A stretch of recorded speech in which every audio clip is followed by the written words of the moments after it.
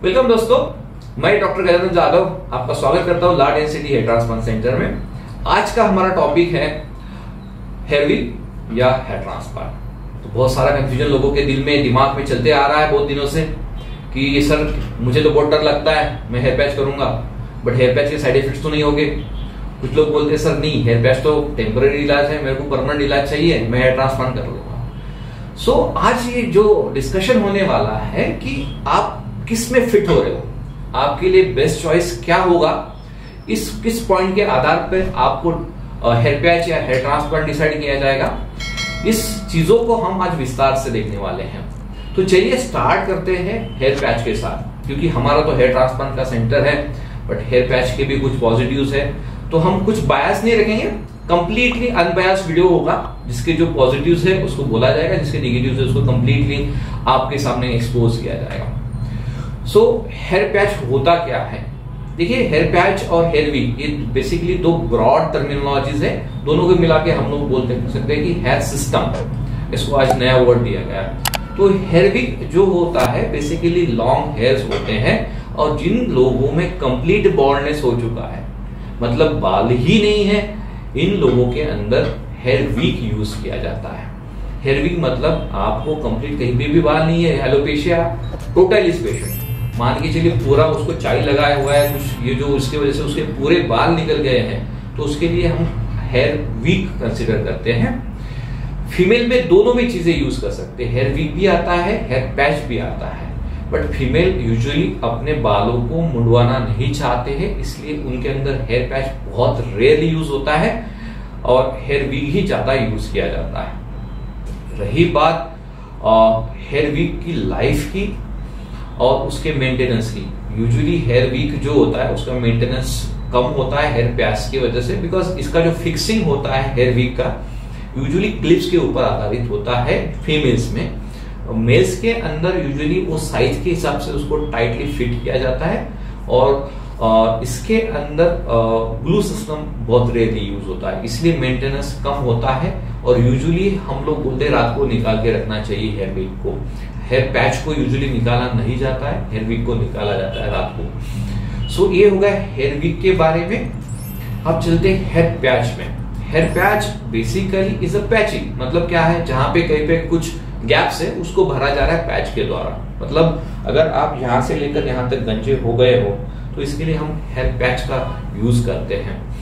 अभी देखिए, कुछ लोग बोलते हैं सर मुझे सिर्फ सामने का ही गंजा है तो मुझे पूरा नहीं करना है, पूरा यहाँ तक नहीं मुंडवाना है, क्योंकि पैच का एक फिक्स साइज होता है, इसके हिसाब से करते हैं। तो आजकल नए पैच आए, सिर्फ एंटीरियर पैच उतना ही पैच कट करके लगाया जाता है, या क्राउन पैच उतना ही कट करके लगाया जाता है। तो ये आइडियल हो गया कि जितना गंजापन है उतना ही यूज करिए, पीछे तो नेचुरल बाल है आपके, उसके साथ उसको मैच कर दीजिए, ताकि जाके नेचुरल लुक भी आएगा और आपको लगेगा भी नहीं कि मेरे बाल वीक के या पैच की वजह से डैमेज हो पा रहे हैं। बिकॉज क्या होता है ना, जब पैच लगा देते हैं तो अंदर के बाल जो होते हैं उनका भी ग्रोथ कम होना स्टार्ट हो जाता है। तो इसकी वजह से बहुत प्रॉब्लम्स आते हैं फ्यूचर में। अगर पेशेंट की इच्छा भी रही हेयर ट्रांसप्लांट की, तो बहुत सारे बालों की ग्रोथ अच्छी नहीं होने की वजह से ट्रांसप्लांट बहुत बार पॉसिबल नहीं होता है तो ग्राफ रिक्वायरमेंट बहुत बढ़ जाती है। इसलिए नया सिस्टम लोगों ने डेवलप किया है, जितनी साइज है उतने साइज का ही पैच लगा जाए, जितना बॉल्डनेस है उतना ही पैच लगा जाए। तो पैच के अंदर जो होती है बहुत क्वालिटीज होती है, मतलब आप ह्यूमन हेयर होता है, नॉन ह्यूमन होता है, मतलब सिंथेटिक होता है। तो ह्यूमन हेयर ज्यादा अच्छा आपको रिजल्ट देगा, ज्यादा अच्छा नेचुरल लुक देगा कंपेयर टू नॉन ह्यूमन और सिंथेटिक हेयर के हिसाब से। उसमें फिक्स करने के टाइप्स होते हैं अलग अलग। लाइक आप सोचेंगे कि एक ही पैच को अलग अलग नाम क्यों दिए गए, बॉन्डिंग कुछ बोलते हैं, कुछ ग्लू बोलते हैं, कुछ बोलते हैं टेपिंग करेंगे, कुछ वीविंग करेंगे, कुछ क्लिपिंग करेंगे, बहुत सारे कंफ्यूजन से। देखिए, पैच तो एक ही होता है, सिर्फ उसका फिक्स करने का तरीका, मतलब इसको यहाँ पे स्टेबल करने का तरीका अलग होता है। तो आप क्लिप्स, आपको अगर साइड से बाल है तो आपको दो साइड से 2 क्लिप और पीछे से 1 क्लिप, ऐसे 3 क्लिप्स आपको लगाए जाते हैं, और फ्रंट में एक छोटा सा टेप दिया जाता है ताकि वो फिक्सिटी अच्छे से रहे। इसको आप डेली निकाल के रख सकते हैं रात को। फंगल इन्फेक्शन का इसमें कोई खतरा नहीं होता है, स्किन एलर्जीज भी नहीं होती। सिर्फ एक प्रॉब्लम हो सकती है, बार बार क्लिप्स लगाने की वजह से आपके बाल खींचे जाते हैं यहाँ के, जहाँ पे क्लिप्स लगते हैं, और वहां पे एक स्कारिंग एलोपेशिया क्रिएट होता है, मतलब वहां पे ये बाल चले जाते हैं। तो ये हो गया एक क्लिपिंग सिस्टम। सेकेंड सिस्टम की बात करेंगे जिससे फिक्सिटी की जाती है, इज अ टेपिंग सिस्टम। तो टेपिंग में क्या होता है, सिर्फ आपका जो फिलामेंट होता है, मतलब पैच के अंदर पे एक फिक्सिटी के लिए एक लेयर होती है, उसके अंदर टेप, ड्यूल टेप लगाया जाता है और उसको फिक्स किया जाता है सर के ऊपर से, और बालों को ट्रिम किया जाता है यहाँ से, और उसको यूजुअली जो लाइफ होती है 7 डेज की होती है। 7 डेज में आपको निकालना होता है।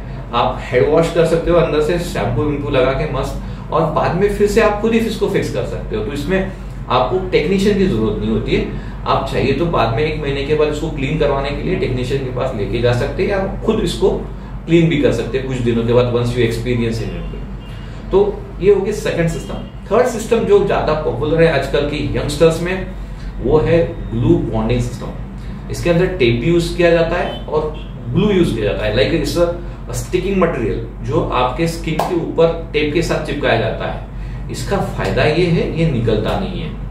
ये 1-1 महीने तक इसका स्ट्रेंथ जो होता है, होल्ड जो होता है, बहुत स्ट्रांग होता है। आप इसके साथ नहा भी सकते हो, even I can say swim भी कर सकते हो।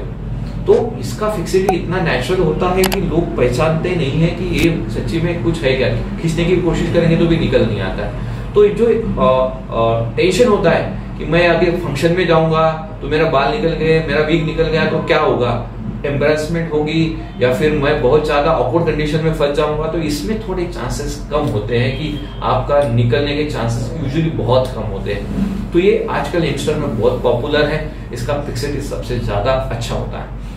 और लास्ट एक वीविंग है, जो पुरानी टेक्निक थी कि उसको बालों के साथ उसको वीविंग, मतलब उसको नीडल के साथ उसके साथ फिक्स किया जाता है, अपने ही बालों के अंदर उसको ऐसा बना के राउंड शेप बना के उसके अंदर फिक्स किया जाता है। ये एब्सोल्यूट हो चुका है, बहुत रेयरली यूज होता है, कोई यूज नहीं करता है।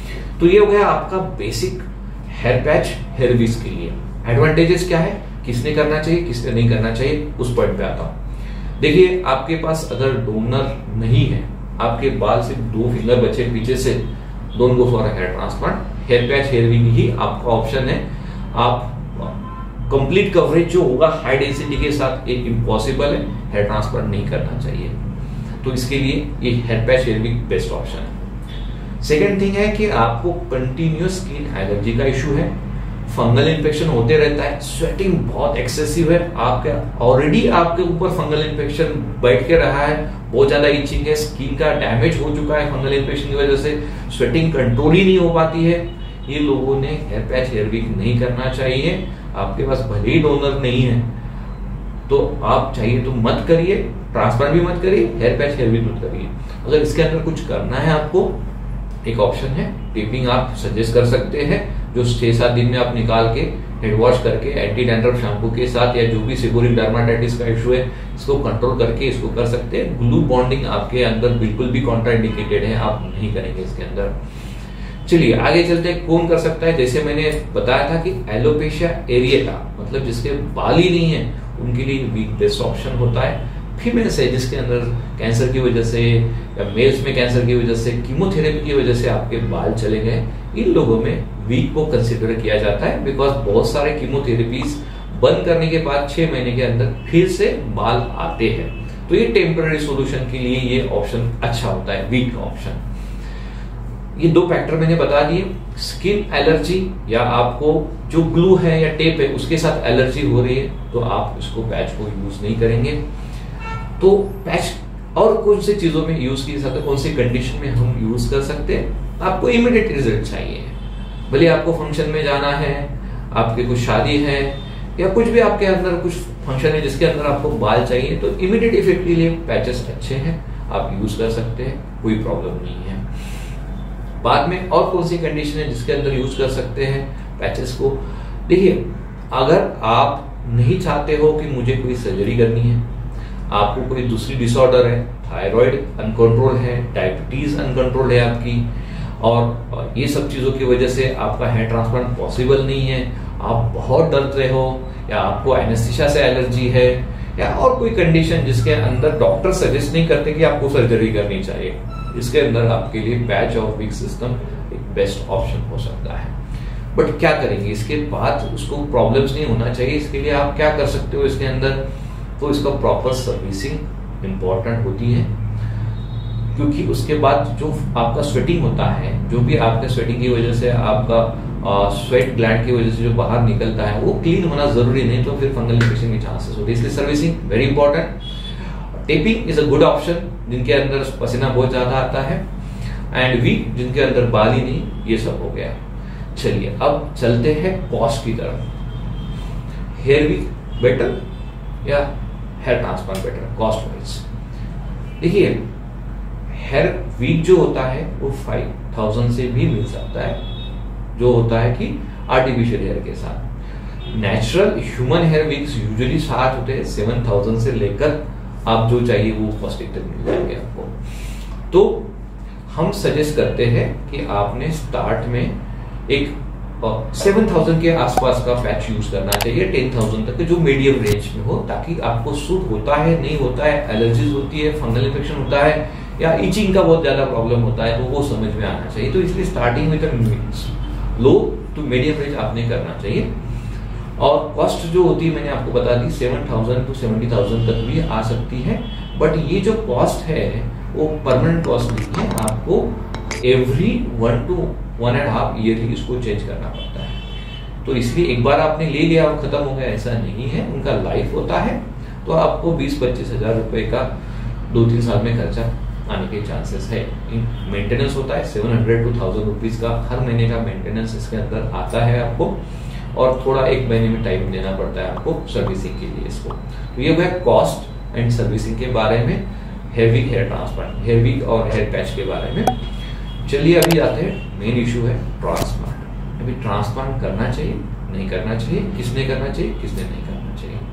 देखिए हम सजेस्ट करते हैं always transplant is a natural solution for the baldness, जिसके अंदर आपको कॉन्फिडेंस भर भर के होगा, क्योंकि आपके ही बाल है, निकलने वाले नहीं पता है, कितना भी हवा में जाओ, बाइक पे चलाओ, कुछ भी करो, बाल नहीं निकलने वाले। तो इसलिए नेचुरल कॉन्फिडेंस बूस्टिंग सर्जरी है। बहुत सारे जो लैग्स अंदर है, बहुत सारे जो डिप्रेशन है, उसको बस्ट करने वाली सर्जरी है।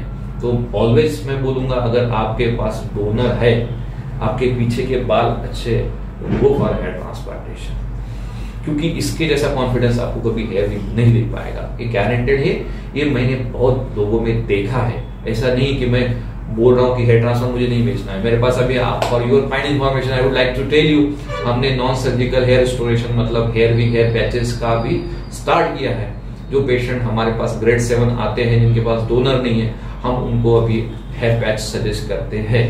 So it's not like that कि इट्स अ बिजनेस पार्ट। तो बट फिर भी इट्स इंपॉर्टेंट हेयर ट्रांसप्लांट, या थोड़े बहुत मेंटेनेंस जरूरी है, टाइम लगता है, 7 to 8 मंथ्स का टाइम जाता है। सर्जरी में थोड़ा बहुत पेन होता है, फॉलोअप्स होते हैं, बट ये आपको बेस्ट रिजल्ट देगा। अच्छे सेंटर पे करिए, अच्छे डॉक्टर से करिए, जो आपके बालों को जस्टिस दे सके उससे करिए आप। मेंटेनेंस की बात करते हैं कि मेंटेनेंस हेयर ट्रांसप्लांट के बाद क्या होता है। तो मेंटेनेंस में यूजुअली हम मल्टीविटामिन देते हैं, जो इनिशियल फेजेस में होते हैं 6 to 9 मंथ्स में। मिनॉक्सिडिल सजेस्ट करते हैं और लो डोज फिनेस्ट्राइड सजेस्ट करते हैं। इसके ऊपर यूजुअली हम लोग कुछ भी सजेस्ट नहीं करते हैं। So these are only 3 things we suggest. और हम मल्टीविटामिन भी इसलिए देते हैं कि आजकल फूड इंडेक्स जो हो गया है, फूड क्वालिटी इंडेक्स खाने में हमारा अच्छा नहीं रहा है, तो इसके वजह से हमको न्यूट्रिशन की बहुत जरूरत है, एंटीऑक्सीडेंट की बहुत जरूरत है। इसलिए हम सजेस्ट करते हैं, हमने नए नए बाल लगाए हैं, इनके ऊपर कोई टॉक्सिन से हमला ना हो, कोई न्यूट्रिशनल डेफिशिएंसी ना हो इनके साथ प्रॉपर जस्टिस हो। इसलिए हम 6 to 9 मंथ्स तक मल्टीविटामिन प्रीफर करते हैं, ताकि आपके जो न्यूट्रिशनल डेफिशिएंसी है उसको रिप्लेस किया जाए। फिनेस्ट्राइड एंड मिनॉक्सिडिल ये जो होता है, ये तो यूएस FDA अप्रूव्ड ड्रग है, जो यूज करने चाहिए, टेस्टेड है, बहुत सालों से टेस्टेड है, इनके 100% अच्छे रिजल्ट आते हैं। मेंटेनेंस में low dose twice a week finasteride and once a day of minoxidil is recommended. वो तकरीबन खर्चा जाएगा 600 to 700 रुपीज पर मंथ, उसके सिवा ज्यादा खर्चा नहीं है आपको। तो ये हो गया आपका हेयर ट्रांसप्लांट। हेयर ट्रांसप्लांट की वन टाइम कॉस्ट में भी आपके हेयर पैच से ज्यादा हो, बट ये वन टाइम ही है, बहुत बार बार आपको ट्रांसप्लांट करने की जरूरत नहीं पड़ती है। मे बी फ्यूचर में कुछ सालों के बाद, थोड़ा सा बॉल्डनेस लेवल बढ़ने के बाद हो सकता है आपको करना पड़े, बट अगर बॉल्डनेस आपकी स्टेबल है, हेयरलाइन स्टेबल है, तो one time surgery is more than enough to cover your baldness. तो यही इंपॉर्टेंट है हेयर ट्रांसप्लांट में कि यूजुअली वन टाइम सर्जरी है, बार बार मेंटेनेंस नहीं है, नेचुरल लुक है, 100% पॉजिटिविटी है, कोई खतरा नहीं है दोस्तों। तो इसीलिए यूजुअली अगर आप कंपेयर करोगे तो हेयर पैच के लिए अलग कैंडिडेट्स है, हेयर ट्रांसप्लांट के कैंडिडेट्स अलग है। दोनों सुपीरियर इंफीरियर ऐसा कुछ भी नहीं है। हम हमारे पेशेंट के एक्सपेक्टेशंस, पेशेंट की डिमांड के हिसाब से पेशेंट को सजेस्ट करते हैं आपको क्या लेना है। देखिए किसी का डोनर बहुत अच्छा है बट बंदा इतना डरता है कि सर्जरी पे जाएगा तो उसका बीपी 200 हो जाता है, टेबल पे लेटेगा डॉक्टर के पास जाएगा 220 हो जाता है। तो ऐसे पेशेंट में ट्रांसप्लांट करना बहुत डिफिकल्ट है। तो this is a patient of hair patch, भले ही उसका डोनर अच्छा है, बॉन्डनेस लेवल ग्रेड 4 हो। So it's like patient to patient ये वेरिएशन है। तो आप हर इसको फिक्सिटी में नहीं डाल सकते हो, हर इसकी डिमांड क्या है उसके हिसाब से हमें उसका प्लान करना होता है। दोनों चीजें अपनी जगह पे ठीक है।